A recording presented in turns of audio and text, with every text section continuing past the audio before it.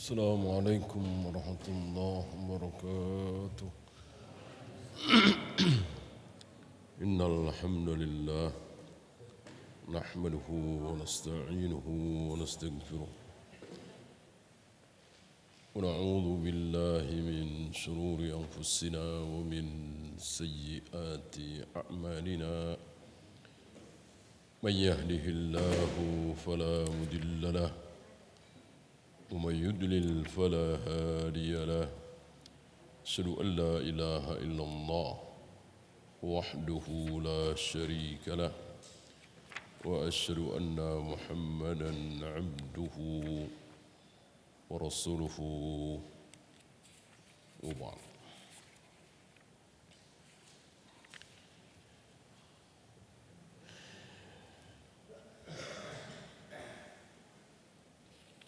Kita sampai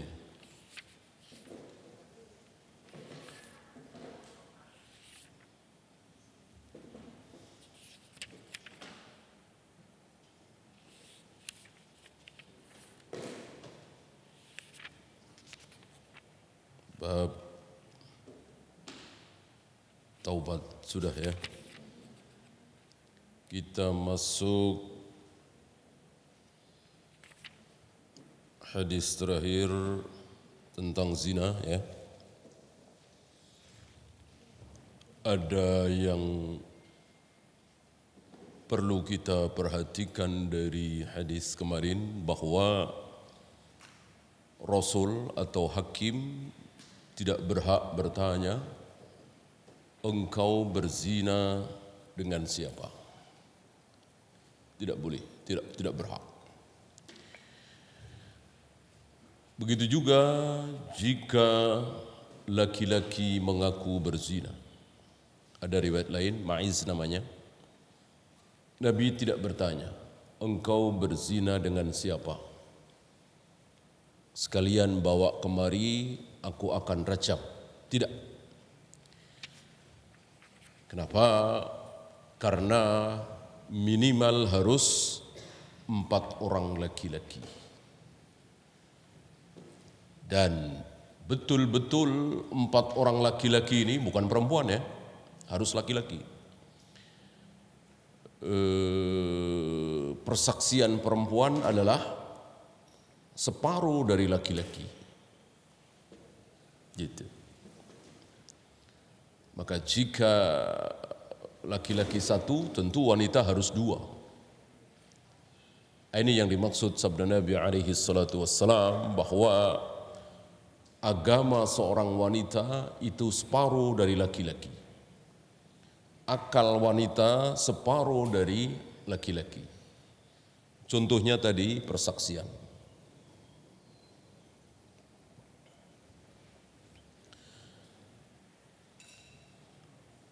Kenapa? Karena di dalam Islam menerapkan hukuman bukan tujuan. Tujuan sebagaimana yang kemarin kita bahas adalah supaya kaum muslimin menjauhi maksiat-maksiat itu sejauh-jauhnya. Yang takut mencuri supaya lebih takut lagi. Yang tidak takut supaya menjadi takut. Bayangkan hilang tangannya, dipotong tangannya. Tentu ini mengerikan sekali. Dicongkel matanya. Kalau apa? Kalau dia mencongkel mata orang sesama muslim, maka hukuman itu seberat mungkin. Ya, kita lanjutkan hadis 23. Wa an Ibni Abbasin wa Anas bin Malik. Ada 2 sahabat yang mendengarkan sabda Nabi ini, Ibnu Abbas dan Anas bin Malik. Dua-duanya diriwayatkan dalam satu hadis ini. Biasanya cuma satu, dari Anas bin Malik atau dari Abu Hurairah atau dari Ibnu Abbas atau dari Ibnu Mas'ud. Ini dua-duanya dibawakan, Ibnu Abbas dan Anas bin Malik. Anna Rasulullah sallallahu alaihi wasallam qala, bahwa Rasulullah sallallahu alaihi wasallam bersabda, "Lau anna li ibni Adam," seandainya anak Adam memiliki wadian, wadi, lembah. Lembah tidak mungkin selapangan, dua lapangan.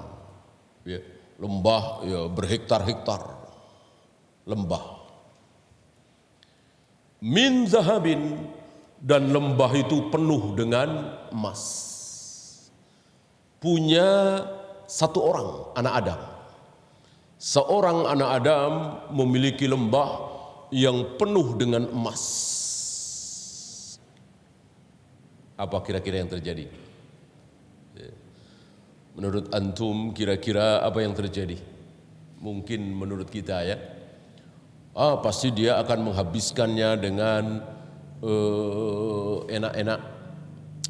Kalau ahli ibadah ya sambil ibadah, sambil sodakoh sana sini. Mungkin bangun masjid, mungkin bangun pesantren. Bayangkan satu lembah penuh dengan emas. Berapa triliun itu? Ngapain kerja? Ngapain usaha? Ya sudah, menunggu mati sambil ibadah, sambil senang-senang, beli mobil mewah, bangun pesantren dan seterusnya dan seterusnya. Ya, itu kata kita. Itu kata kita. Kata Nabi apa? Seandainya anak Adam itu memiliki emas sepenuh lembah, ahabba ayyakuna lahu wadiyan, maka dia berpikir, dia berhayal, dia bercita-cita, dia berkeinginan supaya jangan satu lembah doang, bikin supaya dua lembah. Innalillah. Ternyata angan-angan kita beda dengan ucapan Nabi. Enggak mungkin ucapan Nabi salah, angan-angan kita benar. Kita bilang begitu. Kalau saya punya emas sebanyak lembah atau segunung lah ya, sebukit, ngapain kerja, ngapain usaha, ngapain dagang? Sudah sambil nunggu mati, sedekah sana, sedekah sini, ada yang minta kasih, ada yang kesulitan bantu, ada bencana kirim bantuan, pengen jalan-jalan, beli mobil mewah paling berapa sih? Semewah-mewahnya paling nggak sampai 10 miliar misalnya, ini triliunan. Itu pikiran kita, angan-angan kita. Akan saya bantu siapapun yang butuh bantuan.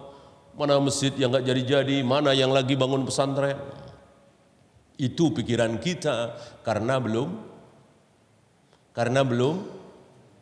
punya begitu.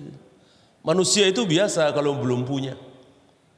Ya, saya emang nggak minta macam-macam dah. Ya. Saya yang penting punya rumah aja. Ya, saya nggak mimpi rumah yang ratusan meter, udahlah 100 meter cukup. Yang penting punya. Mosok 16 tahun di Jakarta masih ngontrak, jadi kontraktor katanya. Yang penting punya rumah aja.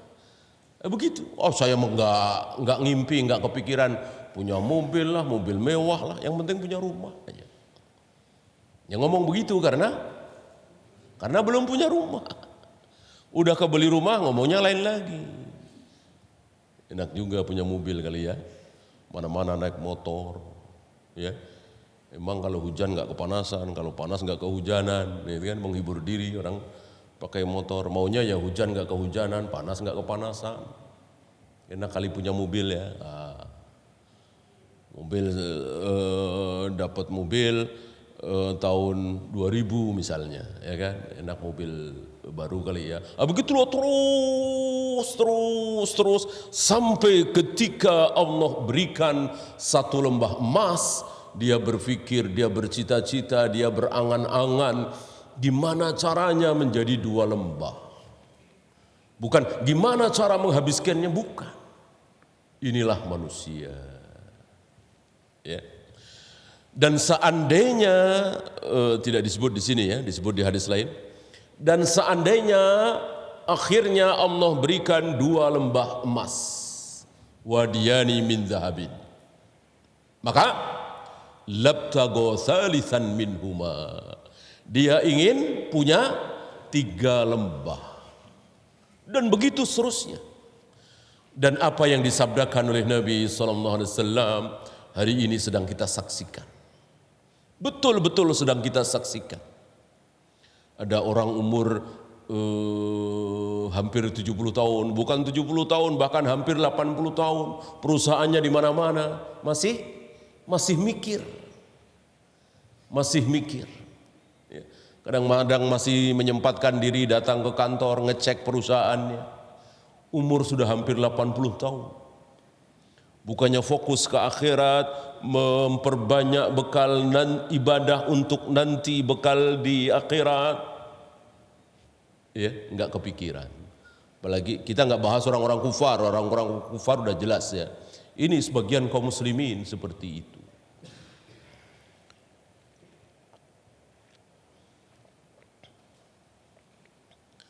Dan kapan selesai? Kapan selesai angan-angan itu?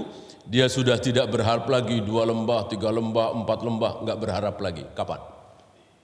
Nah, ketika mulutnya sudah penuh dengan tanah. Wala yamla afahu illa turab. Sampai mulutnya itu sudah penuh dengan tanah. Mati maksudnya. Ya.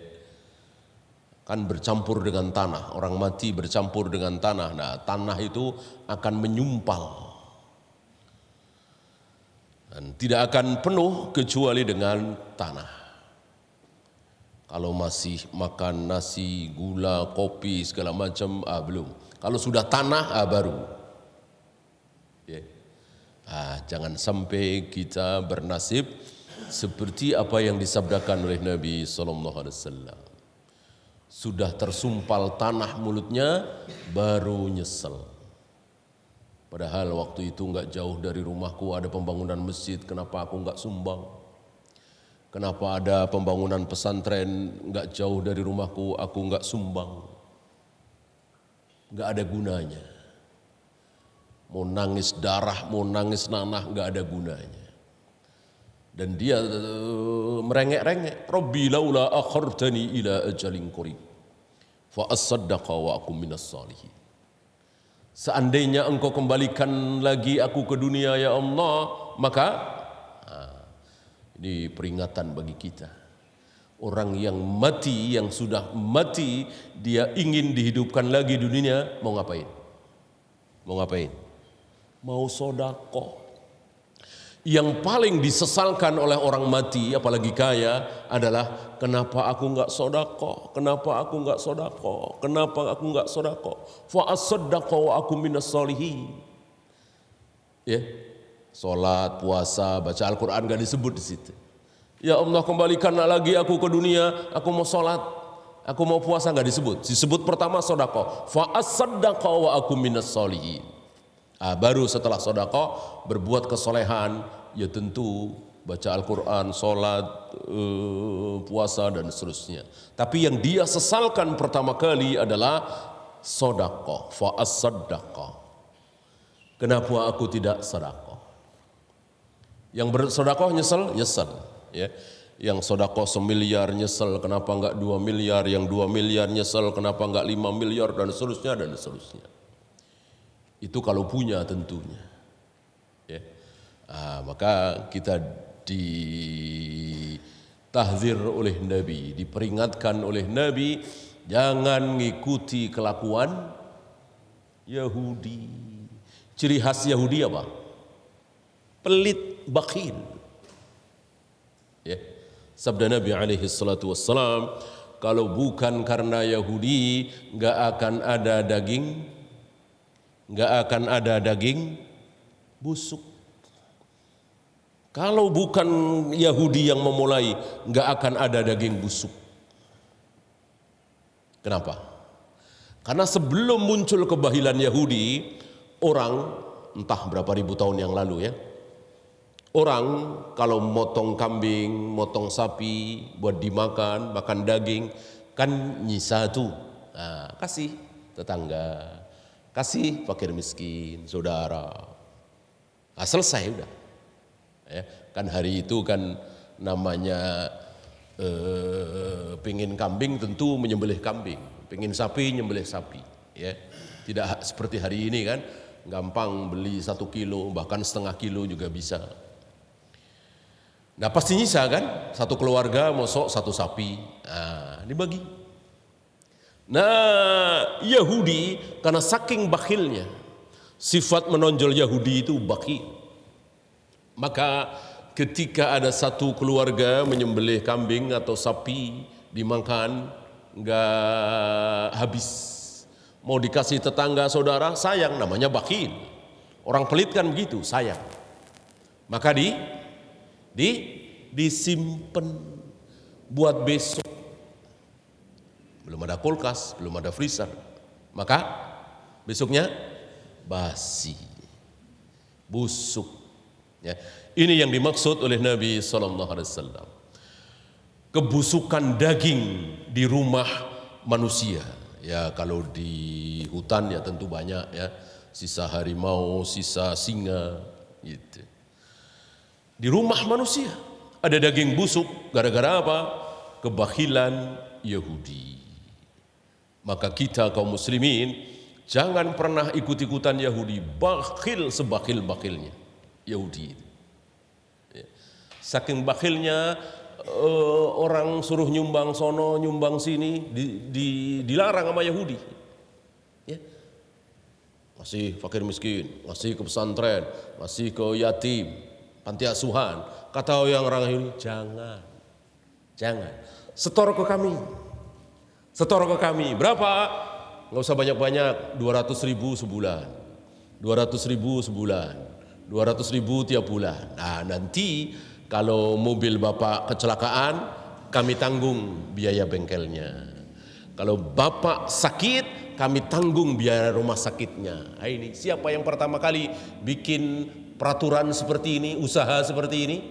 Yahudi. Orang Islam gak kepikiran. Ini kan bakhil. Ya. Kalau kaum muslimin gak bakhil insya Allah, maka gak berharap apa-apa. Ada fakir miskin, kasih.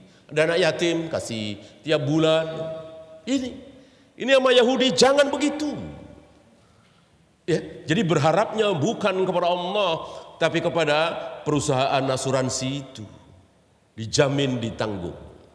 Kalau Anda setor kepada kami 1 bulan 200.000, maka nanti kami jamin.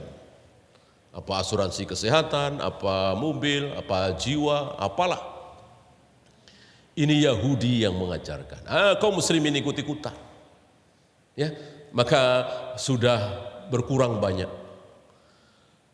Tidak lagi diberikan ke anak yatim, fakir miskin, masjid, tapi ke asuransi. Ya, disinilah kalau antum mau percaya dengan sabda Nabi SAW, sudah tinggalkan.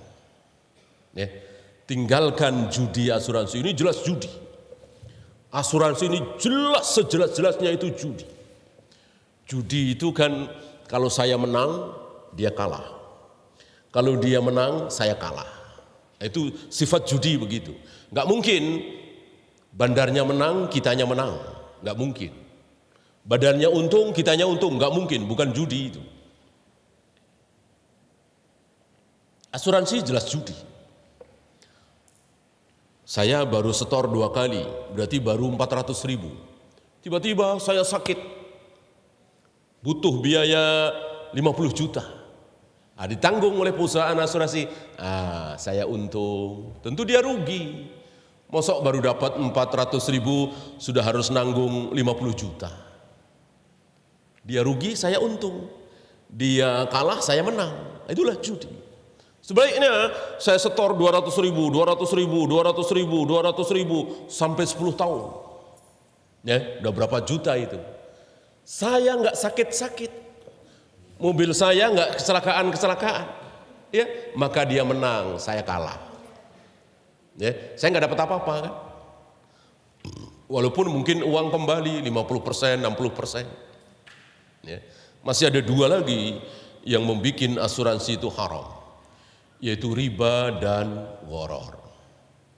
riba dan gharar. Jadi setidaknya ada 3 yang menyebabkan asuransi itu haram, ada 3.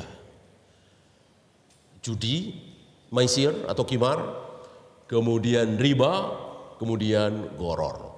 Ketika cuma 1 saja, gharar, itu haram. Apalagi ini 3-tiganya ada pada diri asuransi. Siapa yang ngajarin? Siapa lagi? Kalau bukan Yahudi. Kaum muslimin nggak kepikiran. Jadi jangan bilang Yahudi itu pintar, enggak. Pintar dalam berbuat maksiat, ya. Ya. Beda dengan sahabat. Sahabat itu pintar, cerdas dalam hal apa? Dalam hal taat kepada Allah. Nah, itu para sahabat. Cerdas, pintar. Kepintaran para sahabat untuk apa? Untuk taat kepada Allah. Beda dengan Yahudi. Kecerdasannya, kejeniusannya untuk apa? Untuk berbuat maksiat. Diawali kemaksiatan pertama mereka dalam hal hilah, yaitu terjadi pada hari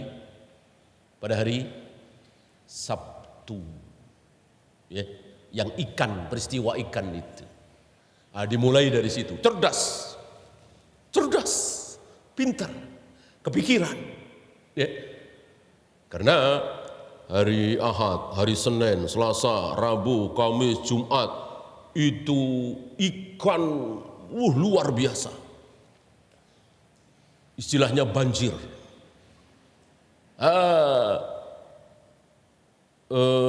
Kebalik ya. Justru hari Sabtu yang ikan luar biasa, ya. Tapi mereka dilarang. Mereka dilarang mencari ikan di hari Sabtu. Ya, sementara hari-hari lain satu sepi. Ini ujian dari Allah. Muncul kecerdasan mereka, kejeniusan mereka, kepintaran mereka. Tapi dalam rangka ngakalin gimana supaya dapat ikan, tetapi kesannya nggak nyari ikan. Dan itu yang dilakukan oleh mereka. Dan itu yang diikuti oleh kaum muslimin hari ini. Ya. Ini kan minjem 1 miliar, kembali 1,4 miliar. Gimana ya? Bikin kesan supaya bukan pinjem 1 miliar, kembali 1,4 miliar. Kalau ini kan jelas, 0,4 miliar riba, bunga. Gimana caranya? Mereka mikir tuh. Ya, dan ketemu. Setan iblis kan tidak pernah diam, terus membantu manusia yang ingin berbuat maksiat. Dibantu caranya. Maka ketemu begini, ketemu dan ketemu. Ya. Kalau antum datang ke bank-bank yang mengaku syariah itu, antum akan ketemu ini. Ya. Judulnya dibikin lain, tapi hakikatnya begitu. Utang 1 miliar kembali 1,4 miliar, dicicil selama 5 tahun. Udah seperti itu, tapi diputar,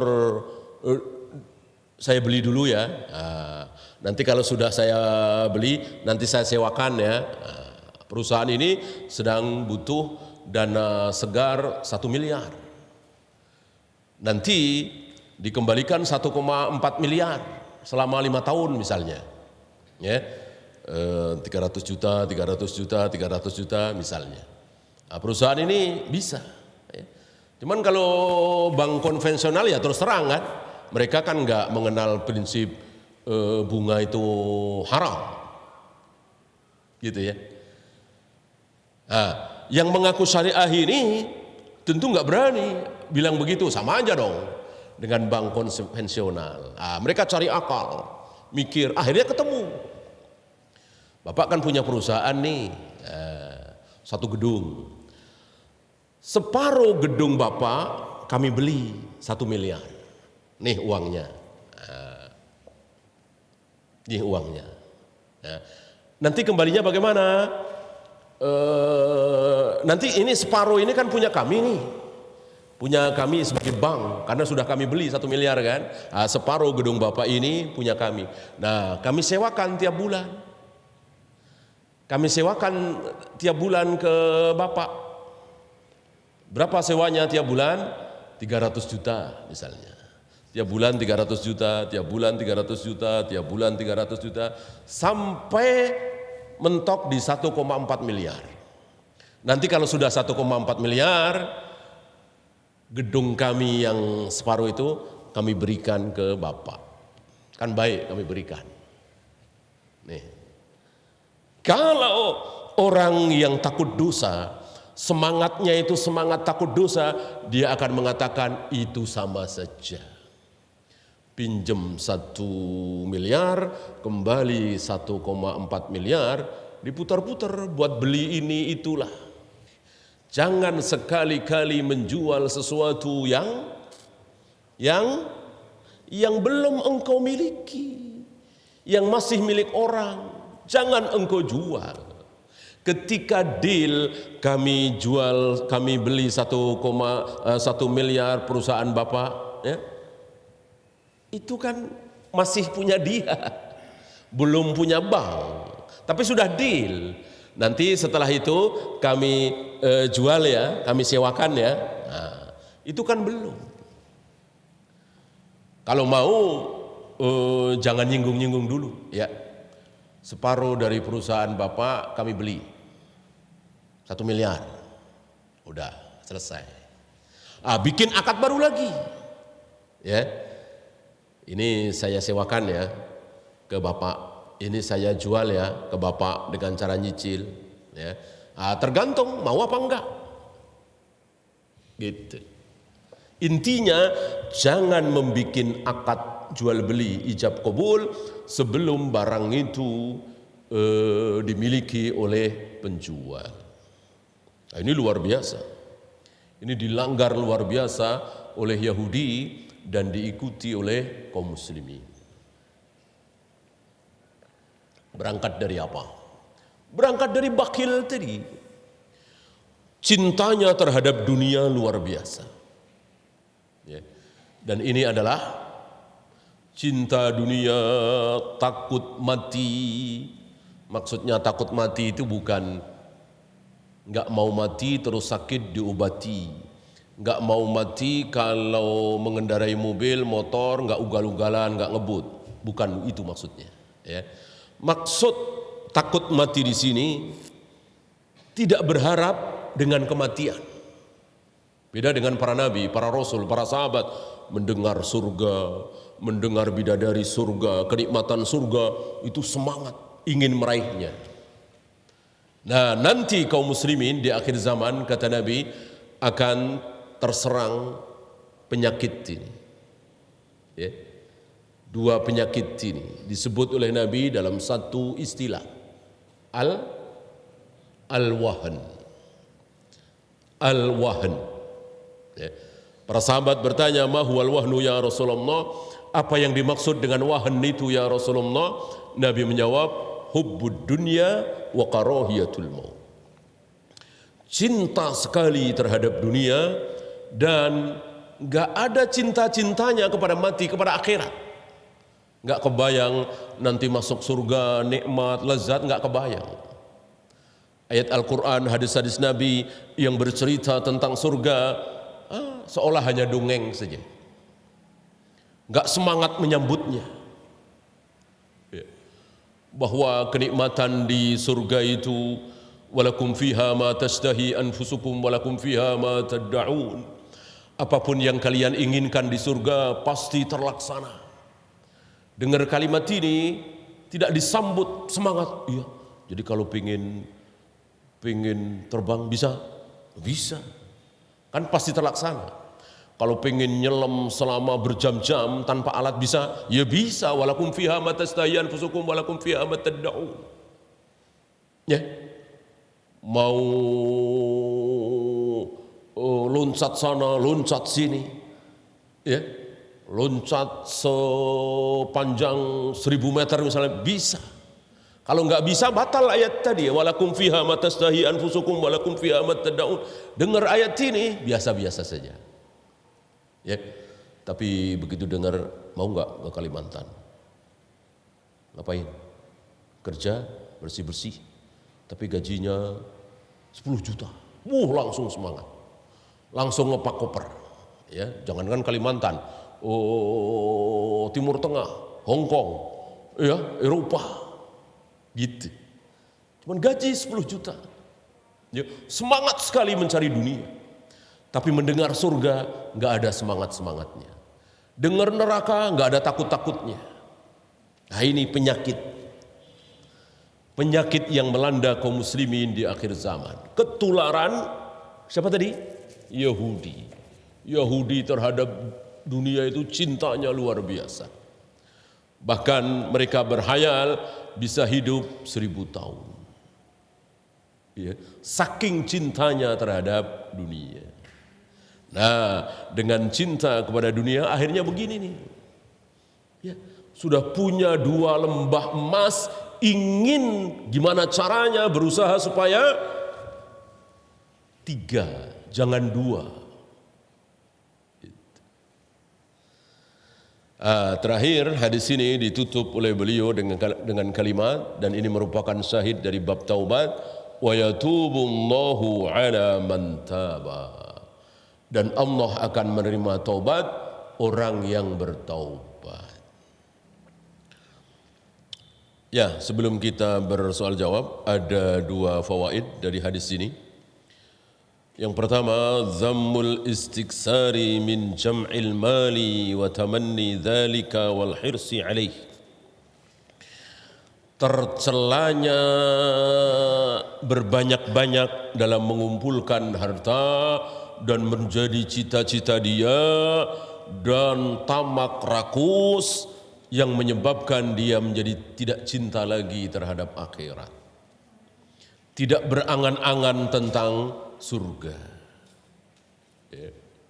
Ini beda sekali dengan orang-orang soleh dahulu, para sahabat mendengar kata surga sampai nunggu kurmanya habis saja nggak sabar. Ya. Menjelang perang Uhud, ada seorang sahabat yang sedang menggenggam kurma, makan kurma.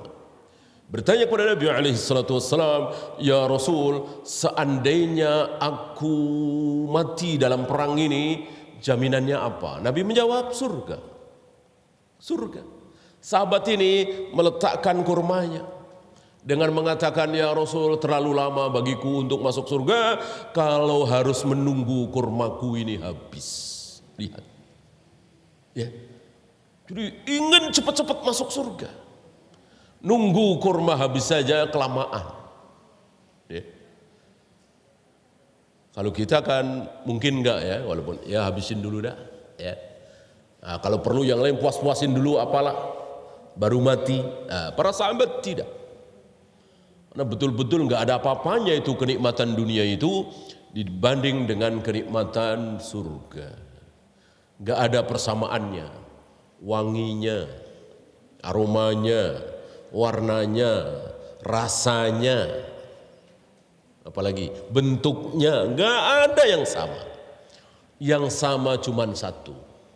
Apa? Masih ingat? Kenikmatan surga dengan kenikmatan dunia yang sama cuman satu. Apa?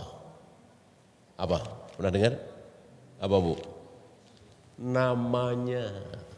Namanya doang sama, susu, madu, wanita cantik, gedung megah, istana, mengalir sungai-sungai, nah, itu namanya doang.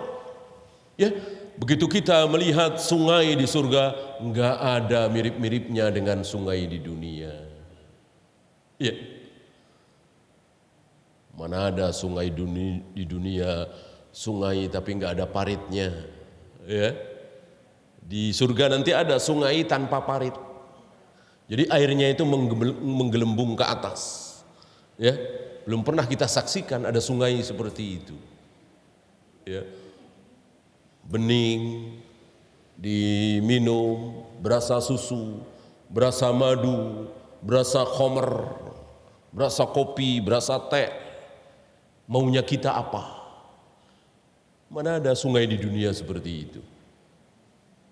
Ya, apalagi Ciliwung, Cisadane, mana mau antum minum airnya, ya. Jadi yang sama itu cuma namanya doang, gitu ya.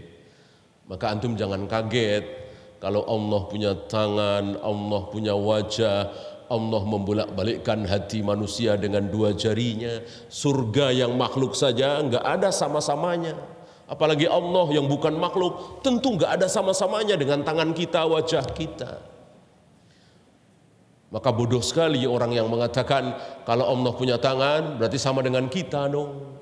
Kalau Allah punya wajah sama dengan kita dong. Kalau Allah punya jari sama dengan kita. Ini bodoh sekali. Bodoh. Kalau di surga ada sungai sama dengan dunia dong. Nah, begitu dong. Kalau di dunia ada istana sama dengan, kalau di surga ada istana sama dengan dunia. Dunia banyak istana. Kalau di surga ada delima, ada kurma, ada madu, sama dengan dunia. Ini bodoh. Ya, namanya doang yang sama. Jadi wujudnya, aromanya, bentuknya, rasanya, manisnya, lezatnya gak ada mirip-miripnya. Gak ada apa-apanya itu manisnya dunia, indahnya dunia, nikmatnya dunia, gak ada apa-apanya. Ya, begitu juga tangan kita, wajah kita gak ada apa-apanya dengan tangan Allah, wajah Allah. Lebih gak ada apa-apanya. Maka mengatakan Allah punya wajah, Allah punya tangan bukan berarti menyamakan Allah dengan makhluk. Yang bilang Allah punya tangan siapa? Yang bilang Allah punya tangan siapa? Allah sendiri. Ma mana'aka antas sudah lima khalaqtu biyadayya. Iblis, kenapa engkau tidak mau sujud kepada Adam? Padahal Adam telah aku ciptakan dengan kedua tanganku. Mau dikemanakan ayat ini? Kalau bilang Allah enggak punya tangan. Ya. Oh itu kiasan. Oh itu kiasan. Boleh mengatakan begitu.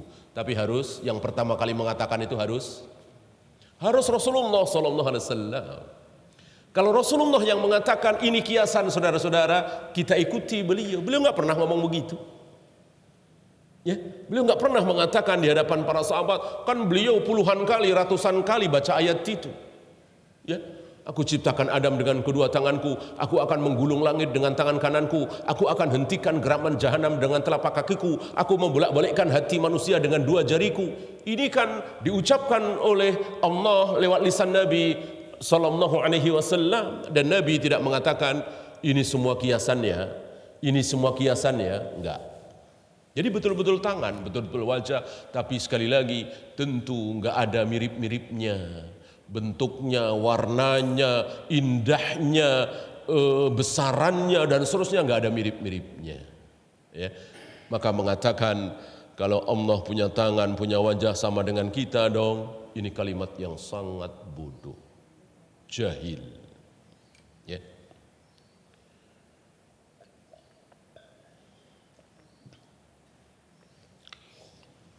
Bolehkah bekerja keras agar mendapatkan harta yang banyak? Tentu boleh. Boleh sekali.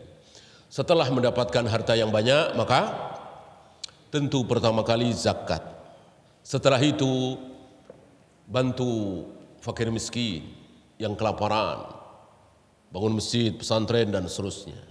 Tentu ini bagus sekali. Ya. Yang tercela betul-betul tujuannya adalah menumpuk-numpuk harta. Betul-betul tujuannya adalah memperbanyak perusahaan di mana-mana. Itu tujuannya. Itu yang tercela. Satu lagi yang terakhir, yaqbalullahu taubata man taba minas sifatil madmumati. Allah menerima taubat orang yang bertaubat dari sifat tercela. Nah, dari sini kita tidak boleh mengatakan ini sudah watak saya, ini sudah karakter saya, ini sudah sifat saya dari kecil. Enggak boleh. Enggak boleh. Karena pasti bisa dirubah. Kita enggak boleh putus asa, Allah sudah ciptakan saya orangnya begini, temperamen. Allah sudah ciptakan saya dari kecil orangnya penakut, orangnya enggak sabaran. Enggak boleh. Bisa dirubah. Gitu. Antum lihat antara Abu Bakar dengan Umar. Sama antum tahu ya. Bagaimana Umar yang hobinya berantem, hobinya perang. Sementara Abu Bakar sangat tidak, jangankan berantem, membunuh, istilahnya mencubit orang lain saja nggak tega. Ya, tapi dua orang ini berbalik beberapa minggu setelah Nabi wafat. Ya, kata Umar, jangan, mereka kan muslim, masuk kita bunuhi, masuk kita perangi. Kata Abu Bakar, gak perangi. Gitu. Walaupun kayu arak, di riwayat lain walaupun anak kambing. Mereka biasa serahkan zakat berupa anak kambing kepada Nabi, kok sekarang gak mau serahkan kepadaku, perangi, bunuh. Berbalik. Umar yang apa istilahnya, istilah kasarnya berangasan gitu ya, hobinya perang, justru jangan, mereka kan sudah mengucapkan la ilaha illallah Muhammadur Rasulullah, masa kita perangi? Kata Abu Bakar, perangi. Dan akhirnya Umar mengaku bahwa keputusan Abu Bakar adalah yang benar, pendapatku salah. Ini dia, berarti yang berangasan ditahan oleh Islam, yang takut-takut dirangsang oleh Islam untuk berani, akhirnya menjadi tengah-tengah. Gitu ya.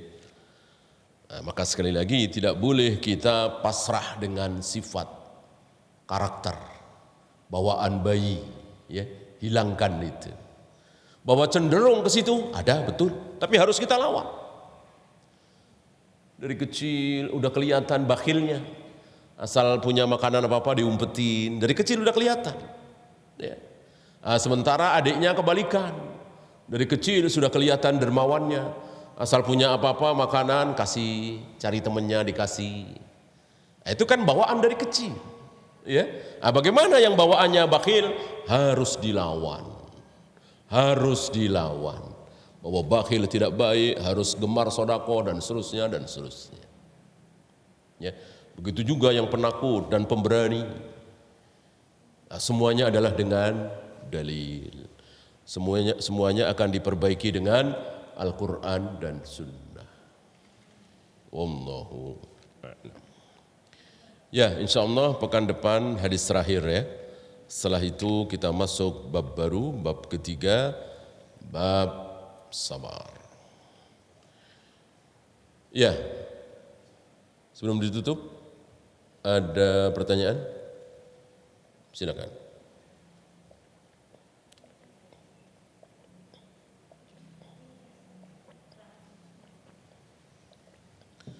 Silakan.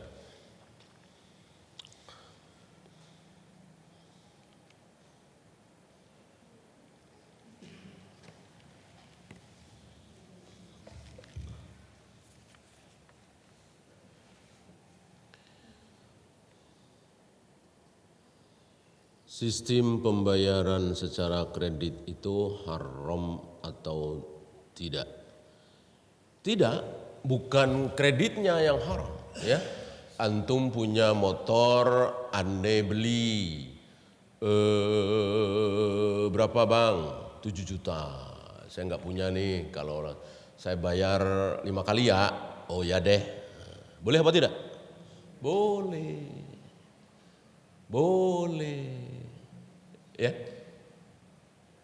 antum punya mobil mau dijual 100 juta, saya nggak punya uang cash, saya bisanya 10 juta, 10 juta, 10 juta tiap bulan, berarti 10 bulan lunas. Bolehkah? Boleh. Mana letak halal, letak haramnya di mana? Mau sama mau, suka sama suka. Ya. Itu pernah dilakukan oleh Aisyah. Aisyah membeli budak bernama Barirah, itu dicicil, tidak kontan, entah berapa kali. Dan sunnah bagi yang nyicil, jangan ngelihat bulan, jangan ngelihat tanggal 1 atau tanggal 2. Walaupun baru tanggal 20 tapi ada duit, ya cicil. Besoknya dapat rezeki lagi tanggal 25, ya cicil. Nah, itu sunnah. Jangan ditunda-tunda, gitu. Itu tercela. Ada 5 hal yang harus kita segerakan. Berbuka puasa, menikahkan anak, termasuk membayar hutang. Ya. Sudah 2 bulan nggak nyicil-nyicil karena memang nggak punya, ya sabar. Nggak boleh didenda, nggak boleh dinaikkan. Itu riba kalau dinaikkan. Ini kan udah 3 bulan denda ya 3 juta, nggak boleh, haram. Itu riba. Gitu. Jadi kalau dicicil 10 juta dan akhirnya lunas, boleh. Ya nggak boleh? Ya nggak boleh? Nah, karena dicicil maka ada bunganya nih, ada ribanya nih. Nah, itu yang haram. Ya, itu yang haram. Nah, sekarang menjadi haram itu karena ditalangi duluan sama bank, leasing. Jadi haramnya di situ. Kalau cuman penjual dan pembeli nggak ada masalah. Antum bangun apartemen, saya beli 1 ruangan, 2 ruangan atau 1 lantai, cicil ke antum, nggak masalah. Mau di luaran harga 1 miliar, antum jual 3 miliar, ya terserah antum kan, orang barang-barang antum. Nah, saya berhak menawar, jangan 3 miliar dong, 2,5. Boleh. Yang jadi haram ini ditalangin dulu oleh pihak bank. Nah, nanti bayarnya ke bank. Bayarnya mana langinya beda tentunya. Itu haramnya di situ. Ya. Seandainya bank-bank syariah itu atau bank-bank secara umum bangun apartemen, bangun perumahan, itu bagus sekali. Insya Allah nggak ada riba. Ya, nah, sayang regulasi di negeri kita ini nggak boleh. Perbankan bank punya sektor real. Padahal apa salahnya, dan itu bagus sekali. Ya. Bank BNI bikin perumahan, dijual ke kita bayarnya nyicil. Apa salahnya? Nah, sayang bank ini cuman membiayai doang. Gitu. Atau kalau memang dia nggak punya SDM-nya, belilah ya. Ini perumahan ini dibeli oleh bank. Udah punya bank kan? Nah, oleh bank dijual ke kita. Terserah kita. Terserah bank berapa harganya, kita boleh nawar. Gitu. Nah, ini cuman nalangin. Ya. Jadi kan jadi ada 3 pihak, itu yang bikin. Kecuali nalanginnya itu baik. Ya, saya seperti tadi ya, antum punya motor mau dijual 7 juta, saya nggak punya uang segitu, ditalangin sama si fulan, ya, nih 7 juta, nah, saya nyicil ke fulan, berapa? 7 juta juga. Kalau 8 juta ya haram, jadi riba, ya, kecuali dibeli dulu oleh si fulan. Setelah motor itu punya fulan, saya beli. Akadnya beda-beda, jangan satu akad. Paham ya? Allahu. Yang sedekah tercela sampai dosa, insya Allah enggak, ya. Tetapi ya harus melihat kenyataan ya, masjid sudah megah, sudah bagus, nggak perlu lagi miliaran, paling perlu bayar listrik tiap bulan, gaji marbot paling berapa, dia sedekah, taruhlah 2 miliar, nggak mau, pokoknya untuk kepentingan masjid, ya memang hak dia, Sementara sebelah sana ada sekolahan, anak-anak yang harus belajar, butuh lokal segala macam. Mungkin dia belum sampai ilmu bahwa justru ini luar biasa. Kan manfaatnya jelas. Anak-anak belajar, nanti hafal Al-Quran, sekian juz, ada yang 30 juz, pahalanya mengalir ke dia. Barangkali panitia memberikan pengertian kepada si penyumbang ini. Ini masjid sudah jadi 100%, sementara madrasah sedang butuh-butuhnya dana. Alangkah baiknya Bapak begini, kasih dalilnya begini. Mudah-mudahan, karena kan beliau insya Allah pengen pahala. Ya kan, insya Allah ya. Dengan uang yang beliau siapkan itu insya Allah beliau ingin pahala. Ini pahala yang luar biasa. Sedang bangun madrasah, sedang bangun gedung untuk anak-anak menghafal Al-Quran. Gitu. Tapi kalau ngotot ya tetap panitia harus amanah. Nggak boleh dialihkan. Wallahu a'lam.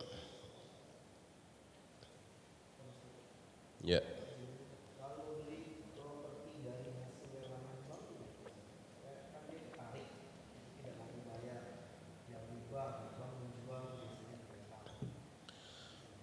Kita nggak bahas masalah syiar ya.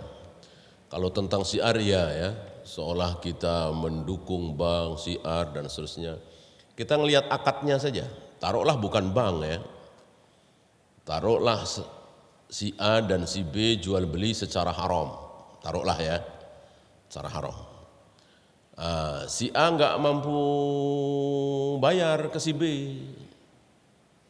Si A nggak mampu bayar ke si B. Maka si B melelang barang tersebut ke kita. Bolehkah kita ikut lelang, ikut beli? Insya Allah boleh. Kan si A dan si B akadnya haram itu sudah lewat. Sudah lewat kan? Sudah selesai. Gitu. Ya nggak berbeda dengan orang yang berzina lalu hamil. Ada seorang bidan nolongin hamil ini mau melahirkan. Haramkah si bidan ini? Ya tentu tidak, walaupun itu hasil zina. Kan zinanya sudah lewat. Ketika sebelum berzina si bidan ini ngasih fasilitas kamar misalnya, jelas itu berdosa. Ini zinanya sudah lewat, si bidannya ini nolong wanita yang hamil hasil zina, insya Allah tidak berdosa. Kira-kira yang antum tanyakan seperti itu. Jadi akad ribanya kan sudah lewat.